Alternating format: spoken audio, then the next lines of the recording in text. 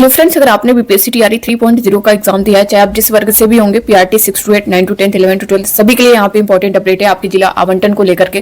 तो पूरी जानकारी लेंगे हम लोग दोस्तों। आपकी काउंसलिंग जैसा कि 9 से 16 तक है और उसमें कब जो है पीआरटी की है, 6 to 8 की कब है, 9 to 10 की कब होगी, वहीं पीजीटी की कब होगी, डीवी से रिलेटेड जो दिशा निर्देश है, सब कुछ हम लोग पूरी जानकारी लेंगे। आप सभी बने रहिएगा वीडियो के लास्ट तक बिना स्किप के। दोस्तों नए हो चैनल पर, विजिट मास्टर चैनल को सब्सक्राइब जरूर कर लीजिएगा, बेल आइकन को प्रेस कर लीजिएगा। यहाँ से जो भी न्यूज मिलेगी आपको ऑफिशियल और ऑथेंटिक मिलेगी।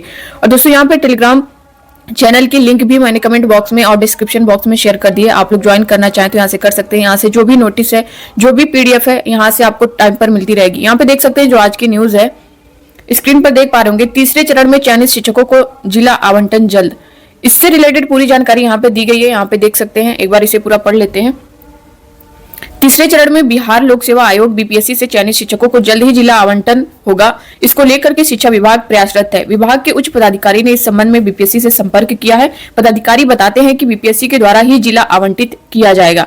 जो आपका जिला आवंटन है वो बीपीएससी के द्वारा ही किया जाएगा। विभाग की ओर से बीपीएससी से तीसरे चरण में नियुक्त शिक्षकों की काउंसलिंग की तिथि 9 से 16 जनवरी को तय है। जो आपकी काउंसलिंग डेट दी गई है 9 से 16, उसी डेट पर होनी है। अब इसमें कोई बदलाव नहीं होगा। इसको लेकर के जिलों को जो है दिशा निर्देश भी जारी कर दिया गया है। तो इसको लेकर के सभी जिलों में दिशा निर्देश जारी कर दिया गया है। अब इसमें बदलाव का कोई चांस नहीं, क्योंकि बहुत सारे अभ्यर्थियों के कमेंट आ रहे थे कि मैम क्या फिर जो है चेंज हो सकती है। तो अब ऐसा कुछ नहीं है। जो आपकी डेट, क्योंकि आपका जो पीजीटी का रिजल्ट था उसको लेकर के भी रुका हुआ था काउंसलिंग, जैसा कि 2 बार चेंज भी हुआ है। पहले 16 से 20 तक था, फिर उसके बाद जो है 23 से 28 तक दिया जाता है, फिर जो है 16 से 9 है। तो पीजीटी का जो रिजल्ट है इसी की वजह से देरी देखने को मिल रही थी। तो अब ऐसा कुछ नहीं है कि कोई बदलाव आपको देखने को मिलने वाला है। वहीं जिलों को जारी पत्र में भी इसका उल्लेख किया गया है कि बीपीएससी द्वारा आवंटित जिले में ही शिक्षकों की काउंसलिंग होगी।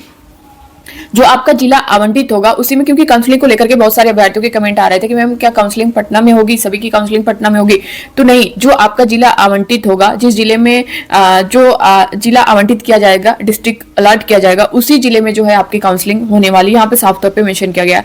मालूम होगी तीसरे चरण में कुल 67,110 शिक्षकों का चयन किया गया है। रिजल्ट प्रकाशन के समय चयनित शिक्षक अभ्यर्थियों को जिला आवंटित नहीं हुआ है, जबकि पहले और दूसरे चरण की नियुक्ति में चयनित शिक्षकों को जिला आवंटित भी हुआ था। तो जो आपका टीआरई 1.0 2.0 हुआ था, उसमें जब आपका रिजल्ट जारी किया गया था, रिजल्ट के जस्ट बाद जो है जिला आवंटन जो लिस्ट थी वो भी जारी कर दी गई थी।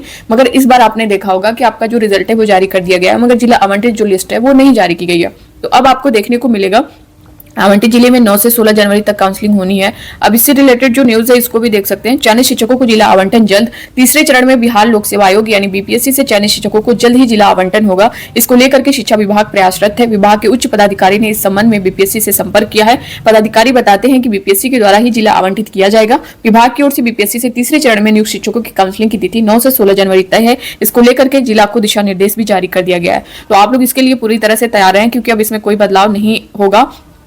अपना डॉक्यूमेंट्स जो है रेडी रखें।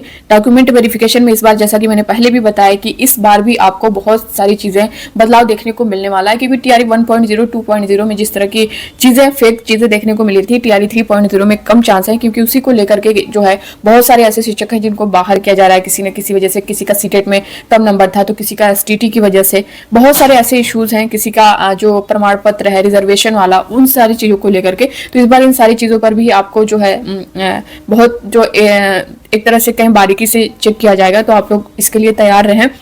और कुछ भी मिस्टेक है आपके डॉक्यूमेंट्स में तो आप उसके लिए एफिडेविट बनवा लीजिएगा।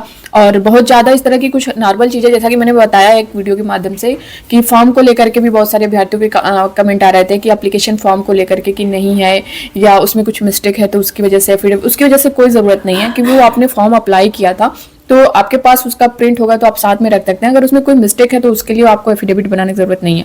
हाँ, जैसे आपका एडमिट कार्ड खो गया हो, या फिर आपके जो डॉक्यूमेंट्स में आपके name, mother name, father name, या कुछ इस तरह की कुछ मिस्टेक हो, तो आप उसके लिए एफिडेविट बनवा सकते हैं। बाकी हर एक चीज के लिए बनवाने की कोई जरूरत नहीं है। मेन आपका जो डॉक्यूमेंट्स आपने अपलोड किया है, फॉर्म फिलअप करते टाइम आपने जो डॉक्यूमेंट्स को अपलोड किया था, वो आपका डॉक्यूमेंट्स जो बीपीएससी की तरफ से वाटर मार्क लगाकर अपलोड किया जाएगा, वो जो आपका डॉक्यूमेंट्स होगा ना, वो ओरिजिनल डॉक्यूमेंट से मैच किया जाएगा। मेन आपका वही काम होने वाला है। तो आप वो सारी चीजें रेडी रखिएगा जो आपने अपलोड किया है, ठीक है। बाकी जो चीजें हैं, बहुत सारे अभ्यर्थियों के कमेंट आ रहे थे, एक नोटिस भी जारी हुई है बीपीएससी की तरफ से कि जो आपके डॉक्यूमेंट, जब आपने टीआरई 3 का फॉर्म अप्लाई किया था, जो उसके फॉर्म की लास्ट डेट थी 25 फरवरी 2024 तक थी, तो उससे पहले के आपके सारे डॉक्यूमेंट्स कंप्लीट होने चाहिए। अगर उसके बाद के होंगे तो फिर वो जो है वैलिड नहीं माना जाएगा। वो नोटिफिकेशन में भी मेंशन था और अभी जो नोटिस आई है उसको भी आपने देखा होगा कि टीआरई 1.0 में एक कैंडिडेट था जिन्होंने पीजीटी में उनका सिलेक्शन हुआ और एसटीटी की जो सर्टिफिकेट मार्कशीट थी वो बाद की थी, यानी जो डेट उसमें नोटिफिकेशन में मेंशन की गई थी उसके बाद की थी, तो उनको जो है बाहर कर दिया गया है। और जितना उन्होंने वहां पे अपना टाइम दिया है स्कूल में, जो पेमेंट था, जो सैलरी थी, वो भी उनको अब वापस करनी पड़ेगी। तो इस तरह की गलती आपको नहीं करनी है। 25 फरवरी से पहले आप लोग चेक कर लीजिएगा जो भी आपके रिजल्ट हैं, जो भी डॉक्यूमेंट्स हैं, जो भी प्रमाण पत्र, सारी चीजें हैं, कुछ भी हो आपका 25 फरवरी के पहले का होना चाहिए। उसके बाद अगर कोई भी है, चाहे आपका निवास हो, आय हो या फिर रिजर्वेशन ईडब्ल्यूएस कोई भी हो, वो आपका बाद का नहीं होना चाहिए, पहले का होना चाहिए। बाद में अगर जो है एक्सपायर हो गया, डेट नहीं है उसकी, तो फिर आप उसके लिए नया बनवा सकते हैं। लेकिन आप जब वहां पे जा रहे हैं डॉक्यूमेंट वेरिफिकेशन के लिए तो ओल्ड वाला भी साथ रखिएगा जिसके थ्रू आपने अप्लाई किया है, और जो न्यू बनवाया वो भी रखिएगा, तो उससे आपको कोई दिक्कत नहीं होने वाली है। इसको लेकर के साथ ही दोस्तों बहुत सी फीमेल कैंडिडेट उनके कमेंट आ रहे थे, तो फीमेल कैंडिडेट का जो निवास है, जो ईडब्ल्यूएस उन्होंने बनवाया है, वो उनके पिता के नाम पे होना चाहिए, न कि पति के नाम पे। तो इस बात का आपको ध्यान देना है, ये साफ तौर पर मेंशन किया गया नोटिफिकेशन में। तो आपका जो प्रमाण पत्र है वो आपके पिता के एड्रेस पर होना चाहिए, न कि आपके पति के। अगर इस तरह की चीजें हैं तो आप लोग उसमें अगर फॉर्म फिलअप करते टाइम इस तरह की गलती किए हैं तो करेक्शन का टाइम हो सकता है दिया भी जा सकता है, क्योंकि टीआरई 1.0 2.0 में अगर अपलोड करने में कुछ आपसे मिस्टेक हुई थी तो दिया गया था। वहीं प्रधानाध्यापक में भी आपने देखा होगा कि लास्ट टाइम में उनके लिए भी जो अपलोड करने में कुछ मिस्टेक हुई तो उनको भी 1-2 दिन का टाइम दिया गया था। तो आप लोग से अगर कुछ इस तरह की मिस्टेक है तो आप लोग उसे बनवा कर रखें, और जैसे ही करेक्शन का टाइम दिया जाएगा आप लोग उसे अपलोड कर सकते हैं। तो ये था दोस्तों इसको लेकर के। बाकी आप लोग जो, जैसा कि टेलीग्राम लिंक मैंने शेयर कर दिया है चैनल की, आप लोग वहां से ज्वाइन कर सकते हैं। वहां से आपको जो भी नोटिस है, जो भी पीडीएफ है, आपको क्योंकि बहुत सारे अभ्यर्थियों कमेंट आ रहे थे कि मैम ये पीडीएफ कहाँ से मिलेगी, तो आप वहां से डायरेक्ट जो है डाउनलोड कर पाएंगे, देख पाएंगे। तो बस, और आपसे यही रिक्वेस्ट है दोस्तों, जितने भी आप लोग इस वीडियो को देख रहे हैं, आप लोग चैनल को सब्सक्राइब जरूर कर लें, क्योंकि बहुत सारे कैंडिडेट हैं वीडियो प्रॉपर वॉच कर रहे हैं मगर अभी तक चैनल को सब्सक्राइब नहीं किए, तो इससे आपका कुछ नहीं जाता है। सब्सक्राइब करेंगे, इससे मुझे और मोटिवेशन मिलेगा। ये सारी मेहनत जो है मैं आप सभी के लिए कर रही हूँ, तो प्लीज आज जो है आप लोग सब्सक्राइब कर लीजिएगा। मिलते हैं नेक्स्ट अपडेट के साथ, तब तक के लिए bye bye, take care, thank you.